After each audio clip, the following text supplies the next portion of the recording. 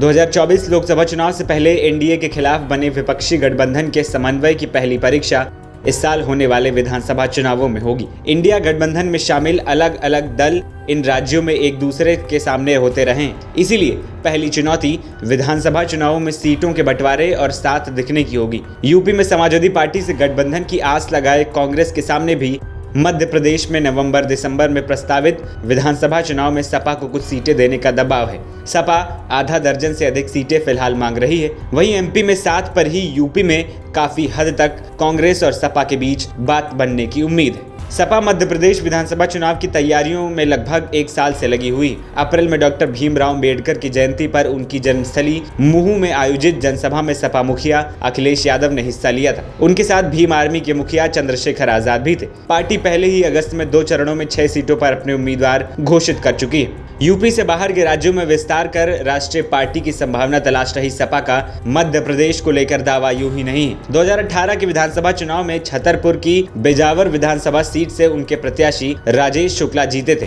इसके अलावा परसवाड़ा, बालाघाट, पृथ्वीपुर, निवाड़ी और गुड़ विधानसभा में पार्टी दूसरे स्थान पर रही थी। यूपी में कांग्रेस की मौजूदा जमीन को देखते हुए उसे गठबंधन की सख्त दरकार है। सपा मुखिया अखिलेश यादव कई मौकों पर कांग्रेस को बड़ा दिल दिखाने की बात कह चुके हैं। ऐसे में यूपी में साझेदारी के लिए कांग्रेस को एमपी सहित दूसरे राज्यों में भी भागीदारी देने का दबाव होगा। सपा के सूत्रों का कहना है कि पार्टी राजस्थान, छत्तीसगढ़ सहित अन्य चुनावी राज्यों के लिए दबाव भी नहीं बना रही है। पार्टी एमपी में ही सीट मांग रही है क्योंकि यहाँ उनके पास जमीनी आधार है। इन चुनावों में कांग्रेस का रुख उसके लिए यूपी में भी दोस्ती के रास्ते तय करने वाला है। एनबीटी ऑनलाइन की रिपोर्ट।